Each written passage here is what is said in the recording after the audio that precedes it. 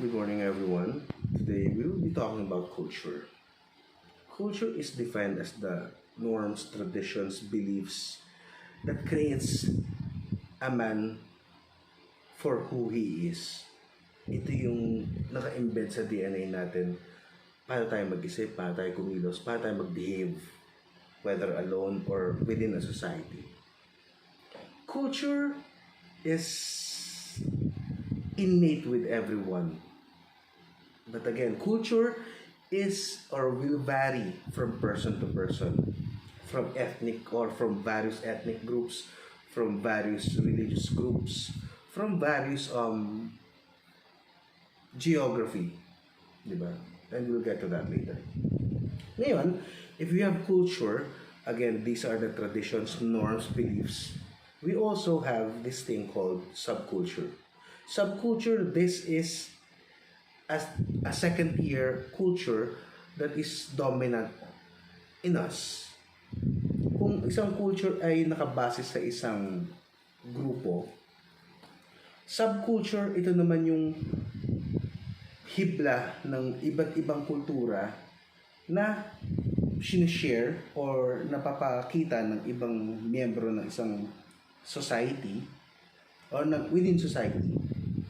Let's say for example, tayo in a culture, let's say our section HRM is one culture, diba? You guys are from CTHM, diba? Ngayon, that's our main culture.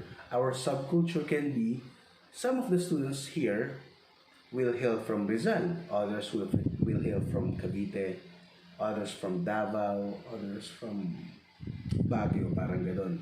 And these locations, these provinces or cities will have their own culture. And that, from the perspective of us looking at us as a collective, HRM section, that can be considered subculture. Lahat tayo, HRM students, lahat tayo marunong, mahilig magluto, mahilig sa kusina. Yun, nasa yung geared toward the hospitality industry. That's our main culture. So, ang belief mo, lahat ng paniniwala mo, even your language, is defined as an HRM student, di ba? Ngayon, ang subculture, ito papasok na ako, galing ako Rizal. Ano yung mga cultures that come from Rizal? Kami yung Palamura, what else? Palamura kami, magastos, parang ganun. So, these can be considered my subculture. Okay? So, kayo, kunyari, you're from You're from Pampanga or you're from Bicol. You love eating spicy dishes. So, that can be considered as subculture, di ba? So, mahilig sa maanghang. Others who will hail from where? Batangas, ayaw sa maanghang. So, may sila sa mga makapuno, matatamis. So, yun ang culture and subculture natin. So, again, culture is seen or is defined in one particular society. Kunyari tayo, we are a bunch of Dilawans. Sabi natin, Dilawan tayo. But there will be people in our existing group who will have a specific culture or specific trait unique to him. And it will be primarily be a result of his or her geographical location, his or her financial background or family background, diba? So, those are subcultures. Let's say, for example, lahat ng professors sa NU mababait, that can be considered a culture. Lahat ng professors sa NU considerate, that can be a culture. Diba? Now, what are the specific subcultures that we will have? Diba? Again, I came from Rizal. I think I will be the only professor who loves to curse. Unfortunately, mahilig akong magbura. Pero again, not to the extent that I'm cursing or I'm throwing foul words to a particular student specifically. This is more like an expression, di ba? So, pero nonetheless, it's part of my subculture, di ba? Me coming from Rizal or me coming from from a, a totally different industry. I came from the media industry, so common sa amin yun. And even if I'm 12 years in the academe, uh, it's obviously difficult for me to shake off that such subculture, diba? So, yeah, that's culture and subculture para sa atin. So again, language, culture siya, norms, culture siya. Subcultures basically the same, pero this separates you from the main society lang naman. That's the difference. So subculture, second tier, pero everything that defines culture, ganun pa rin ang subculture. Yun nga, you have to look at it on a perspective of a society or a given society. So, let's say for example, NU students. Every NU students, ano bang predominant culture ng NU students? Marupok. Marupok ba mga NU students? I don't know. Pero yun nga, kung marupok ang mga NU students, what can be their subculture or subcultures? So let's say for example, HRM subcultures for example, malakas sa inuman, malakas sa pulutan, magaling magluto ng pulutan. These can be subcultures that you can associate with your course, di ba? And ano naman ang CBA? CBA people, they can be good with money. They can be good with with saving or spending money. Marunong sila, magaling silang gumastos ng tama. So again, yun yung mga subcultures that we will associate or that we can associate depending on the college, depending on the program that some students are in. Diba? So ganun na naman ang culture and subculture. Now that we have distinguished one from the other, hopefully you will be more keen or observant in looking at people not by their face value, but from the culture or with the culture that they express, that they show. Okay? But sir, hindi naman lahat ng culture nakikita. Yes, that's true. Because we have two kinds of culture. The first type is non-material culture, wherein these are cultures that are or that cannot be seen normally or in one sitting. Hindi mo siya maobserbahan ng isang beses lang. Unlike with, syempre, the opposite material culture, these are cultures that you can see in a snapshot. Ganun kabilis, makikita nyo na kagad na, itong taon to ganito siya. Diba? You can assume, yes, pero this assumption can have basis. So let's try to distinguish one from the other. Non-material culture, this can be our political beliefs. Some will be Dilawan, some will be DDS. Yun, political beliefs is a good example of a non-material culture. Kasi you won't be able to see that they're Dilawans, that they're DDS, unless you get to know them, diba? So, kahit naman, it will take more time. Now, ano naman ang material culture? Material cultures, this can be the way we wear clothes, the way we choose clothes or our clothes. If we were still back in face-to-face, you would know that I'm not a very formal person. I may be wearing a coat, pero usually it's paired by imaong or a denim or a khaki pants.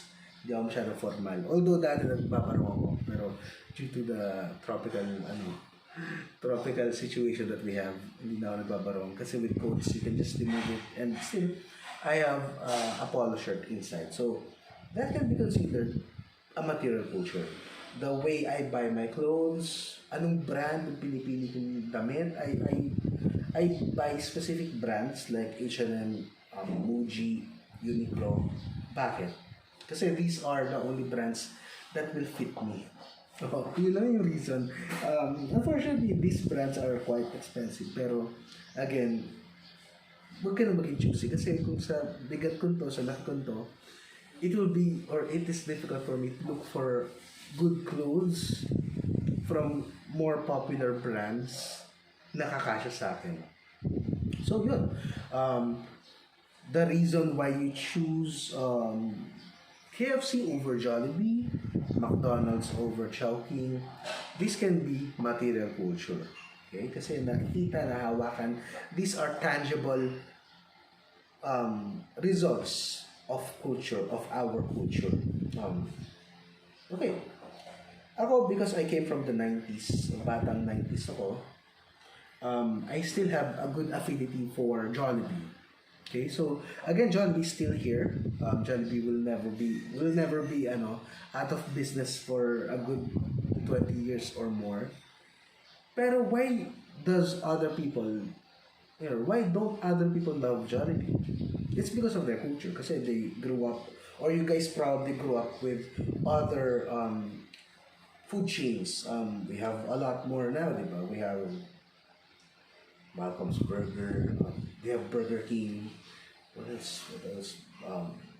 For fast food? We have McDonald's now, diba?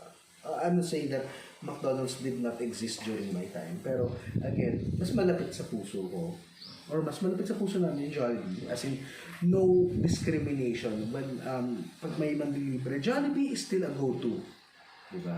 Unlike with you guys, Jollibee will never be, or for some people at least, will never be one of your choices. So, and that's material culture. Diba? So, same with how we choose our games when we play, our music, material culture siya. Although hindi nahawakan ng music, pero you can buy albums, you can download playlists. Either way, observable siya. Okay, so, yeah. Even the kinds of movies you watch on Netflix, on YouTube, even during physical cinema houses, part siya ng material culture natin. Kasi that's how we spend or that's where we spend our money on it. And syempre, may basis tayo why we choose such, diba? Again, I love watching horror films. I love watching superhero movies like any movies from MCU actually. Pero that's because I came from a time wherein people read comic books. So, again, lalabas doon yung kultura ko, di ba? So, kasi pag ang basis is my age, di ba? Most of my generation love reading comic books. Ganun, di ba? So, kayo, some of you may not have even held a Marvel comic book or a DC comic book even. Some of you may have not even read the Harry Potter comic, the Harry Potter collectible books. Pero you've seen the movies, di ba? So again, yung generation gap natin can also be considered a factor of your culture, or of our culture. Now, what are the things that we may probably share na material culture? Do we have any? I love games, probably you do so. You do too. I also do torrent once in a while. For food, I love pizzas. So I guess people still are into pizzas. So yeah, that can be considered common culture natin. Pero with brands, do tayo probably nagkakatalo. I don't eat Pizza Hut. I prefer Shakey's, Yellow Cab, even Angel's Pizza, diba? Masarap. Ngayon, so yun, medyo familiar na tayo with material culture. Shall we go back to non-material? Kanina, we talked about politics or political beliefs. That's probably the best example for non-material culture. Kasi you will only get to know a person once you have known their political beliefs. Diba? Some of you may have dated or are seeing someone na lately nyo lang nalaman na, ay, wow, DBS pala siya, ay, wow, Binayan pala siya, diba? So, yeah, that's the only time that you can really say that you know that person pag nalaman nyo na yung political beliefs nila. As in, some people will be very vocal about it, pero others hindi. Pero again, it's something that you will have to really observe. Diba? They can always say that they're Dilawans or that they don't like Duterte, pero deep down, yung ugali niya pang Duterte talaga. Alam mo yun, parang abnormal. What else? They shoot with their mouth. Yung parang salita, pero they're not man enough to hold true to what they say. So again, bottom line, BDS ka or Duterte ka.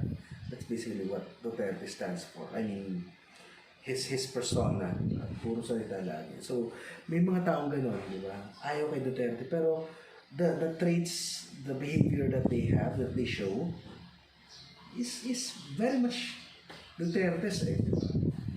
So sorry, I became too political. Let's move on. So again, with culture, these are the norms, traditions, beliefs that is part of a person's life. Diba? It's embedded in our DNA. It's embedded the moment that we are given birth to. Diba? Siyempre, after culture, we have a second tier, subculture. These are separate cultures that you share or that people show within a particular culture. So again, any students, that time any students or not yet any students, but some of you will come from CBA, others will come from engineering.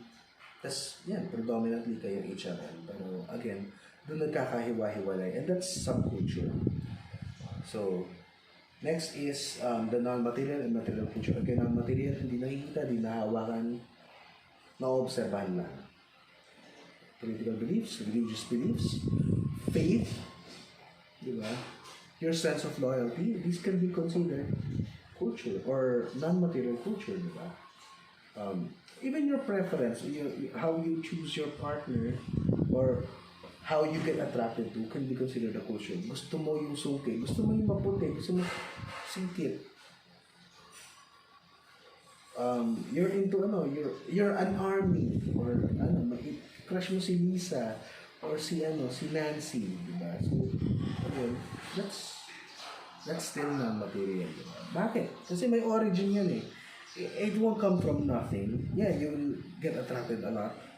Pero if you will find yourself consistently attracted to similar types of faces, para may similarities yung mukha, then may pinagbasihan yun. Either you're really into K-pop, you're really into Asian people, or gusto mo talaga sobrang morena, or gusto mo older people. So, again, these are non-material cultures. Again, material, before we move on to the next, material naman, ito yung, again, these are cultures that you can probably observe in one sitting. You can probably see or say that this person is like this or like that kasi madali siya makita. So that's material culture. So again, the way we choose our clothes, the way we wear our clothes, our hair, how we move, material culture siya. Actually, move, yeah, kasi physical siya, nakikita pa rin, diba? So, yeah. Okay, next. Turn off. Yeah. Culture can be viewed as a custom, arts, and social interaction of a particular nation, people, and other social group. So, di ba, ano ba yung difference natin sa ibang bansa? Okay. This, yung mga anti-vaxxers, guys. What can you say about the anti-vaxxers? Why do they even exist? Diba? So, again, they may be coming from a particular culture that is weirdly different from ours. Diba? These can be people who are not fans of science, who are not fans of the medical industry. Wala silang tiwala sa gamot. These people can be coming from that perspective. Diba?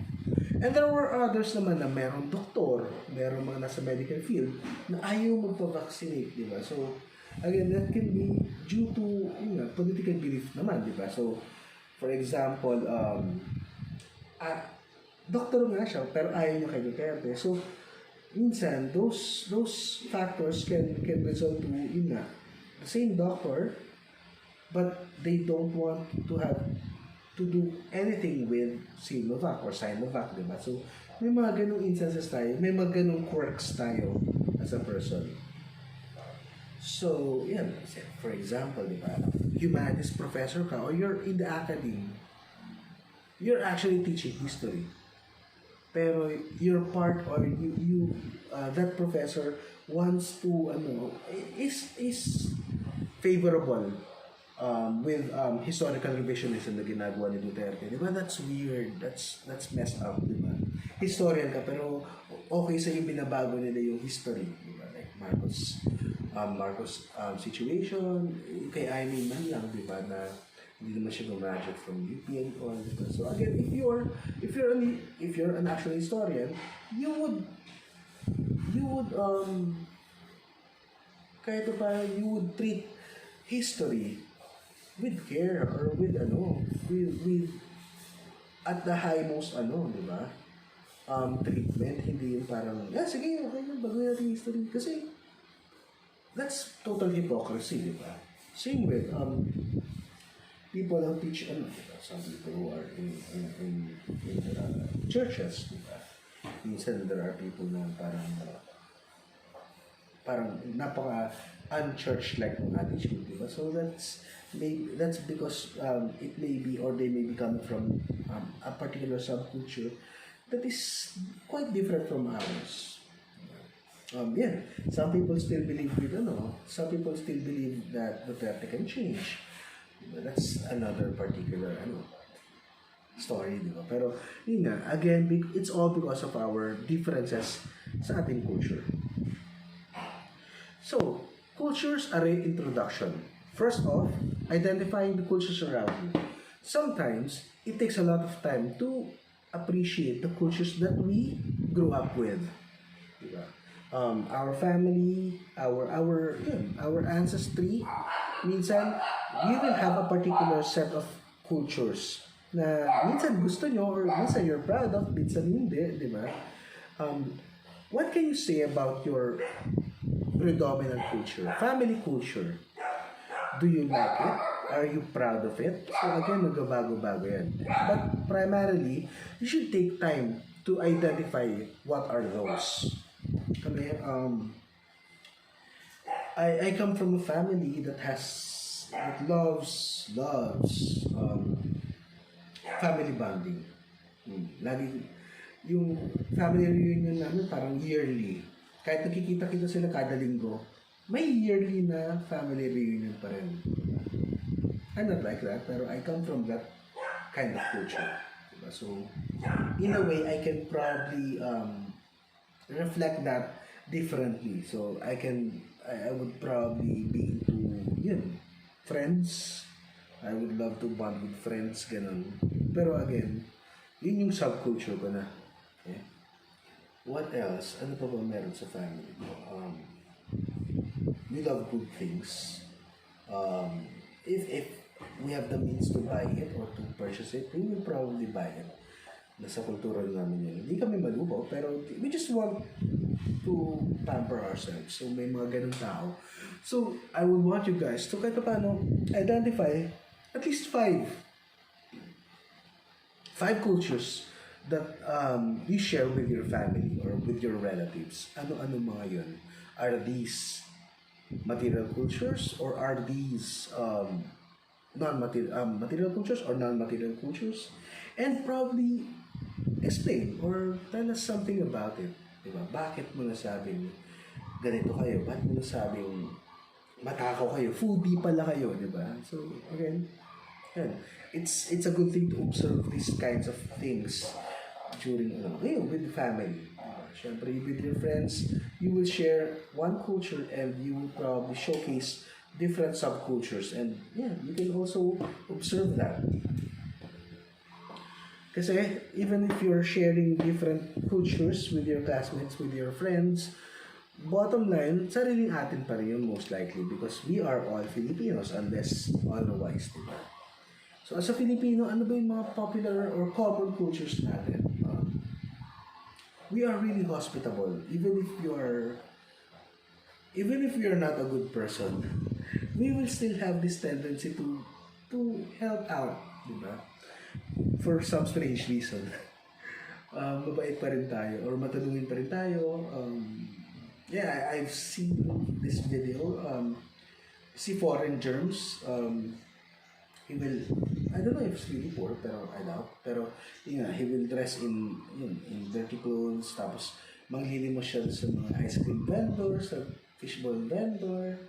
Tapos, what's nice is, those, everyone who he approached, matulungin and, very generous. Binigyan siya ng ice cream, binigyan siya ng fishballs, ganun, kwek-kwek. It's nakakatawa kasi that's our inherent trait or inherent culture. Being hospitable, being kind. Even if we are really not a good person. So that's one of the things that will probably be associated to us Filipinos. So ito ang culture na sariling atin. Do we have more?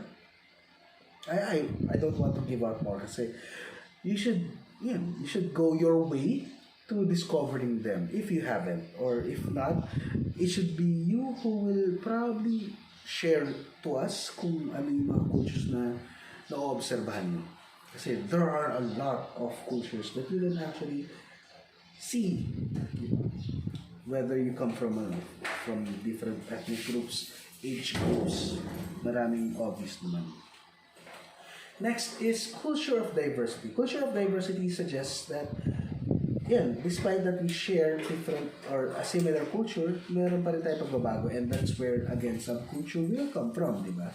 So, ang diversity natin is, because of age, because of financial background, or family background, these kind of things that will differ, or our perspectives differ from other people. Next is popular culture. So some popular culture, or some people will be into popular cultures, sikat or trending or latest. These people can be considered pragmatist or pragmatic people.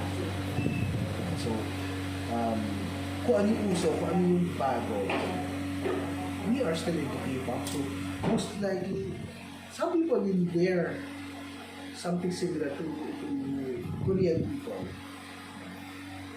I can wear them. So that's okay. But skin color for me, yeah. Pero others can pull it off, and that's a good thing. Yun nga lang, the problem with popular culture is the more that you embrace other cultures, the more likely that you may forget your own. There are cases again that you will not be able to shake it off, like my person.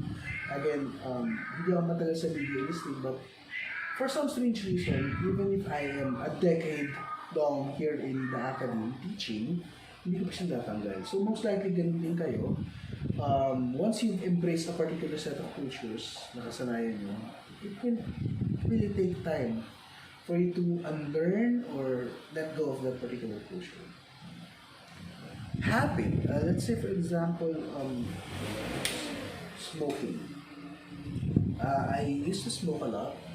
I smoked at a very young age, but it was only in 2018, 2019 that I stopped smoking and converted or shifted to vaping. So, yes, it's the popular culture now, pero I did not do it just because it's popular, but rather because it's a necessity. Siyempre, in the long run, I would want for us to stop smoking entirely. Again, it's actually very difficult and very dangerous to automatically stop smoking in an instant. So, kahit paano gradually, this vaping can be a good alternative and transition to later on stopping to smoke entirely. Kaysa sa abrupt, tapos biglang mag-fall back ka, mas malala ang mangyari sa'yo. So, yeah, nagdahilan lang ako sa pag-vape ko. So you guys will probably have some cultures that is associated with what is trending or what is the latest. Watching Netflix can be a popular culture now. So let me stop this recording muna because our dog will be barking. And hopefully guys you've learned a few things. Thank you and have a great day. Bye.